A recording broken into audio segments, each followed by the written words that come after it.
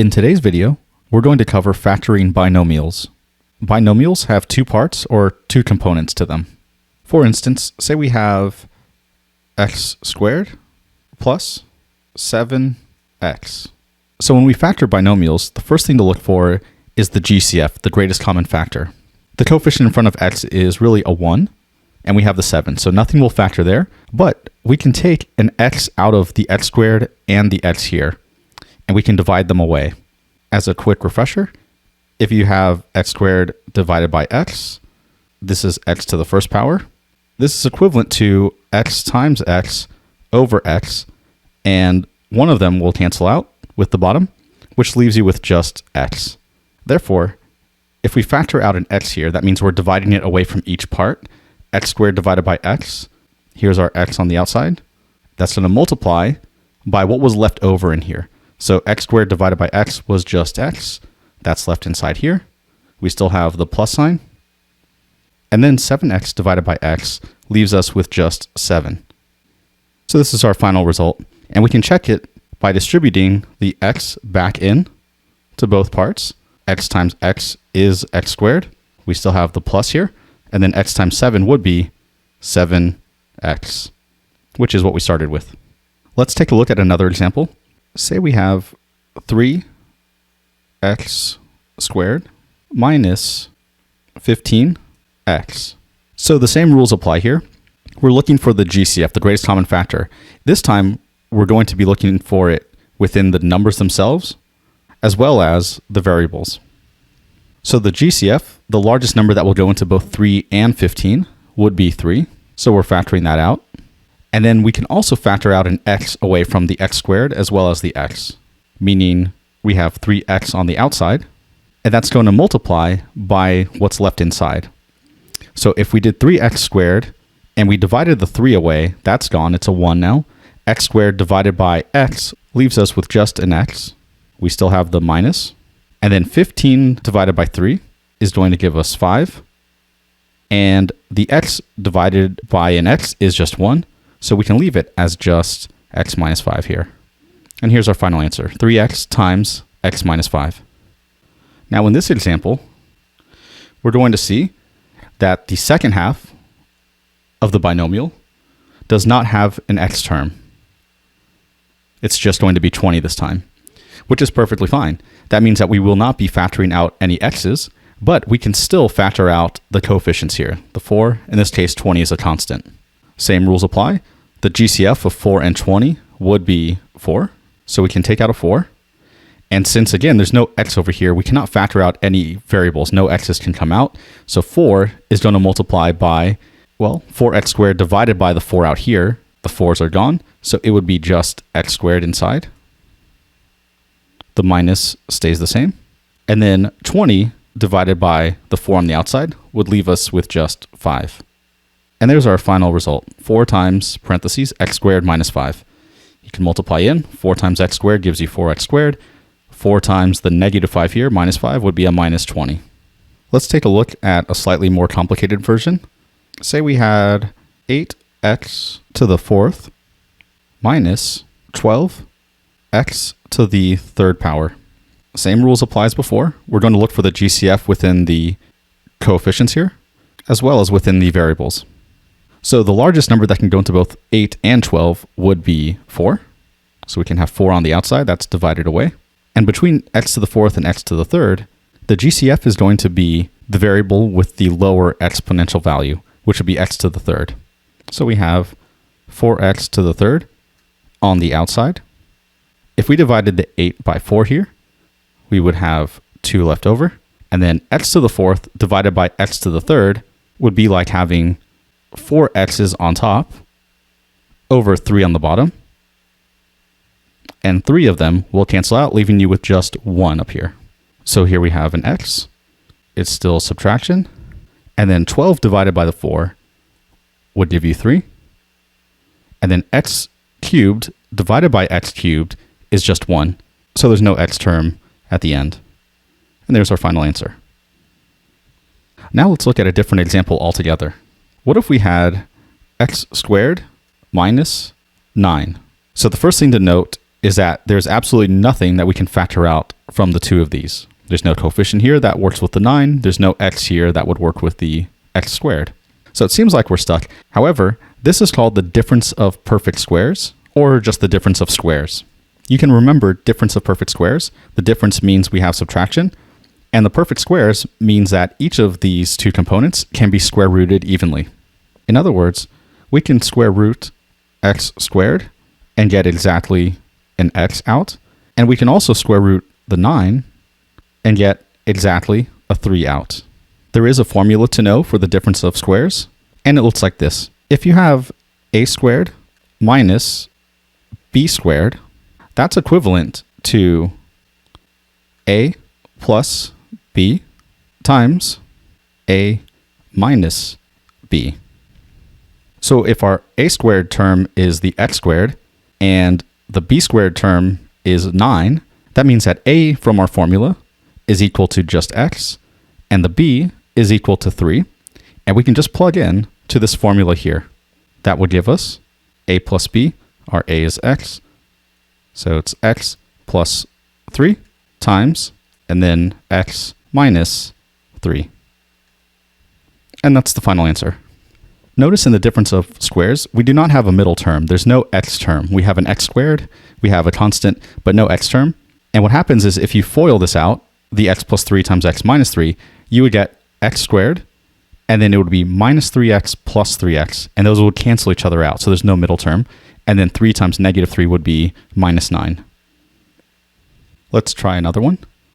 X squared minus 81. So you should start noticing the pattern that when we have subtraction and only two terms and nothing can factor out, the next thing we should think about is, are both of these terms perfect squares? And they are. Remember, we have a squared minus b squared. So our a value is just the square root of the first term, which would be just x. So we can start off with x, and then plus, and then the square root of 81, that would just be 9. And that gets multiplied by the conjugate, which means we're just changing this sign right here. It ends up being x minus 9. And that's it.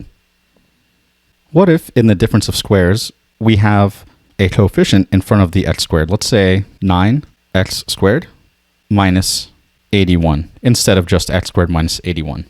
So at first, it looks like we can go ahead and do the difference of squares right away because we can square root both the first term and the second term. 9 could be square rooted to 3, and x squared square rooted would just be x. And of course, 81 just becomes 9. Remember, this first term is our a squared term. So if we square root this entire piece, the square root of 9x squared would just be the square root of 9, which is 3, times the square root of x squared, which would just be x. And our other term, square root of 81, is just 9. So there's our a value and our b. So all we need to do is have the plus version of it and also the subtraction version. 3x, this time minus 9. As far as the plus or minus, it doesn't matter which one comes first. If you'd rather write 3x minus 9 times 3x plus 9 in that order, that works as well. While this does look like a final answer, it's very possible that you get partial credit because this is not the most factored form of this expression. So instead, what we should have done at the very beginning was look for the GCF between both parts. It looks like 9 is the GCF over here, so we can factor out a 9, and then we would be left with x squared minus 9. So the 9 is on the outside here, but notice inside we have x squared minus 9. This is still a difference of perfect squares. We can square root x squared, you would get x. You can square root 9, and you would get out 3.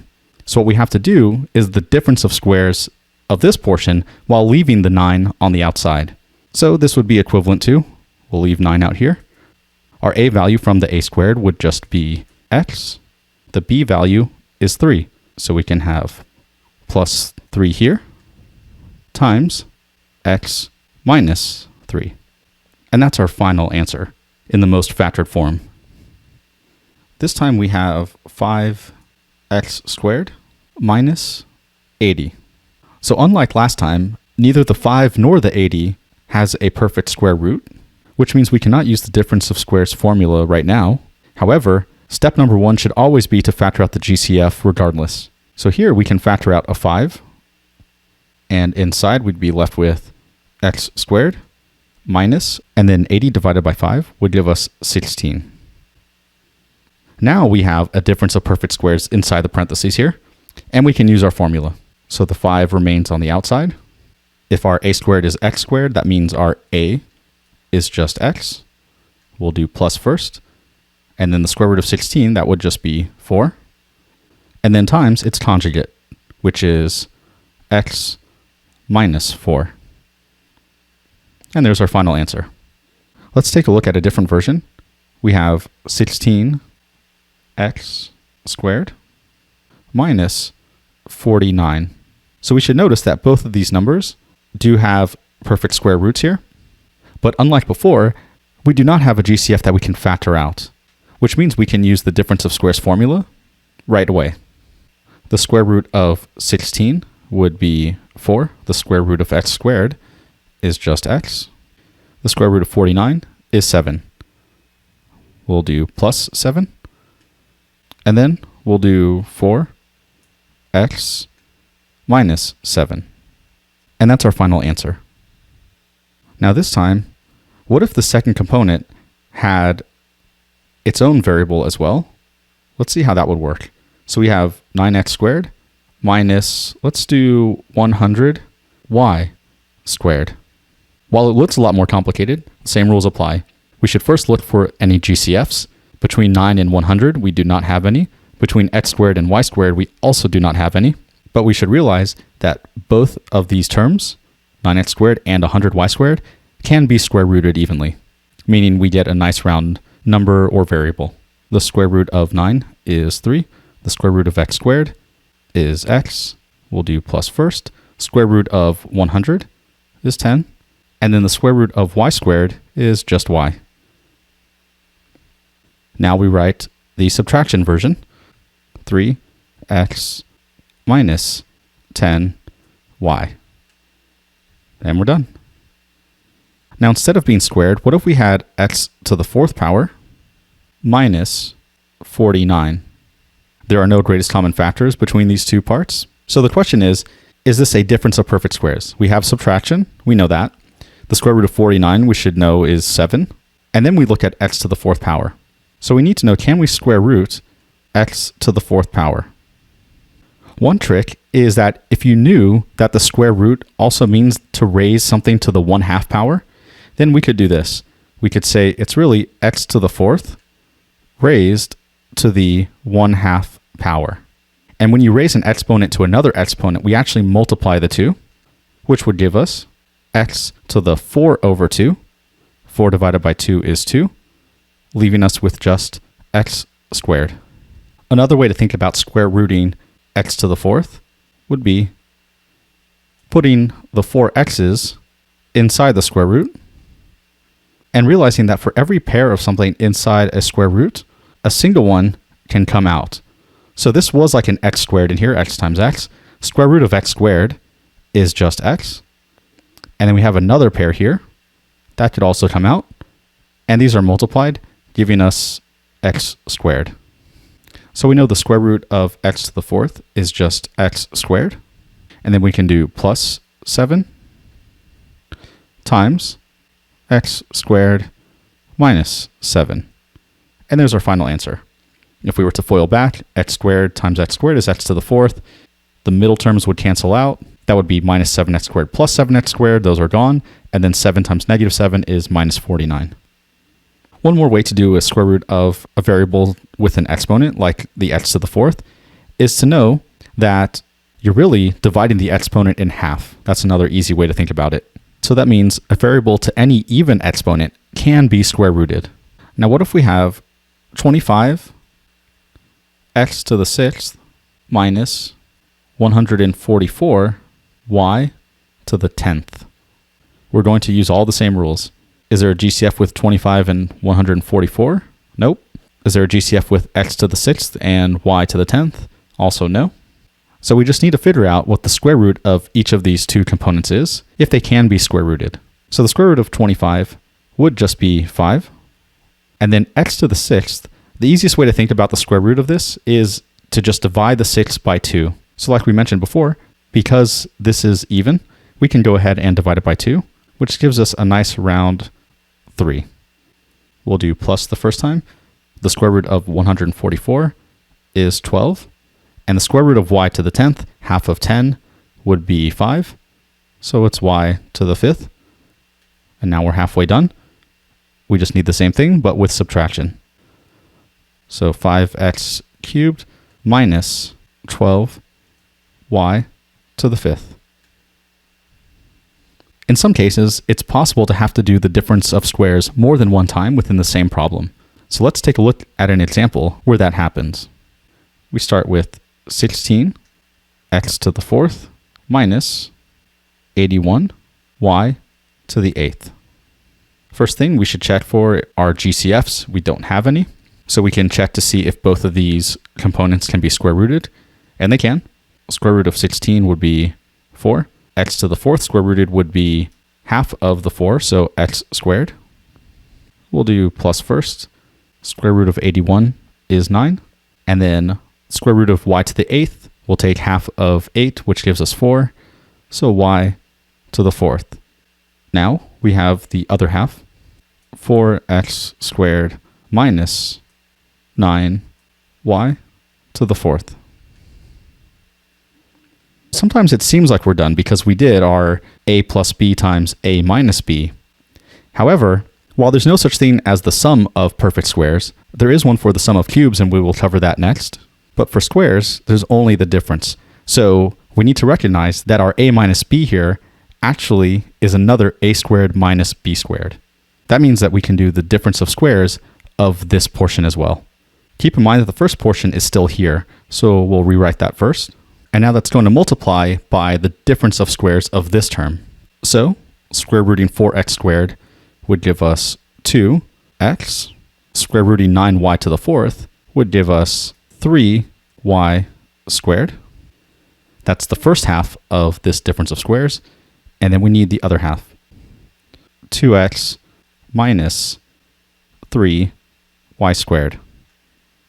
And this is our final answer. There is a difference and sum of perfect cubes, and that would look like this. We have x to the 3rd minus 27.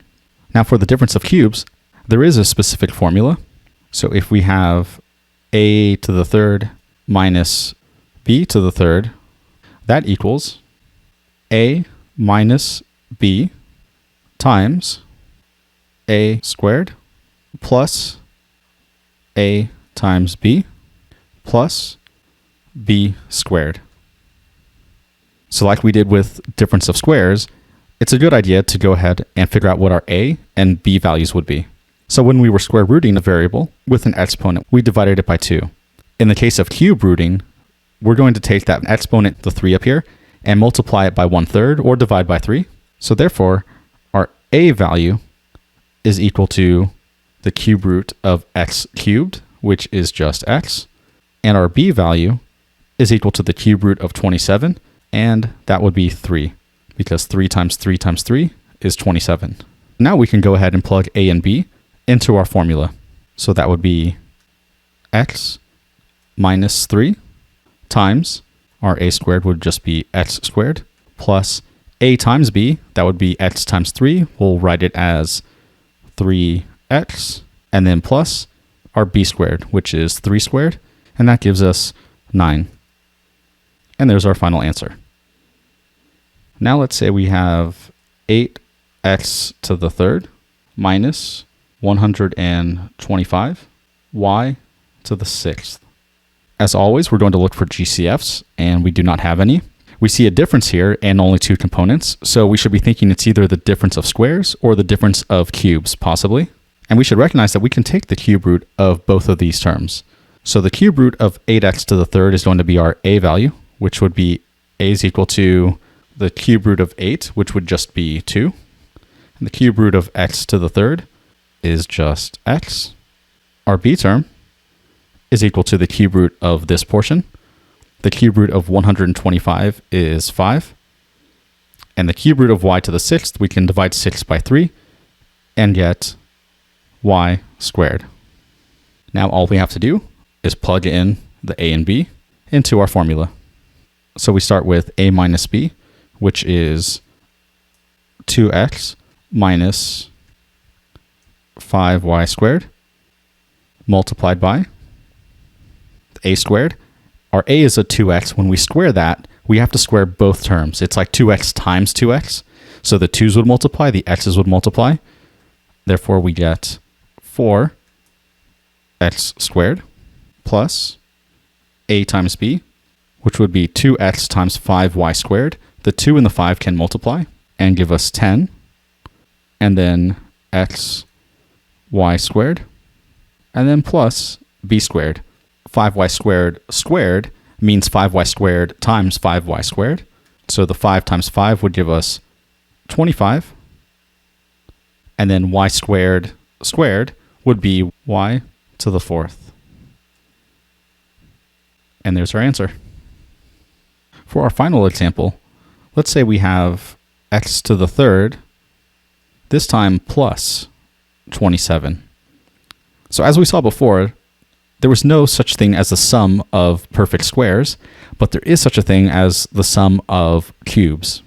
It's a similar formula to the difference of cubes, but this time a cubed plus b cubed equals a plus b times a squared minus a times b plus b squared. We know the a value will be the cube root of x to the 3rd, which means a is equal to x. B is the cube root of 27, which is 3. So this time, when we plug in, we end up with x plus 3 times x squared minus a times b, which would be 3x, and then plus b squared, which is just 9. And that's our answer. As a quick recap, a squared minus b squared, that's the difference of squares. That formula is a plus b times a minus b. We get a and b by square rooting each of these terms. And for the cubic functions, we have both the difference as well as the sum of cubes. Notice that all of the terms are exactly the same in the same order, but the first two operations are opposite of each other. In the difference of cubes, the first operation is going to match exactly what we started with, a cubed minus b cubed. So the first term is a minus b. With the sum, it's addition. Then the first of the two operations inside the parentheses over here is going to be opposite of whatever this one was. So if this was minus, here we have plus. If this is plus, we have minus, and they both end up with plus b squared at the end. Thanks for watching. If you found this video helpful, please smash that like button and subscribe for more videos.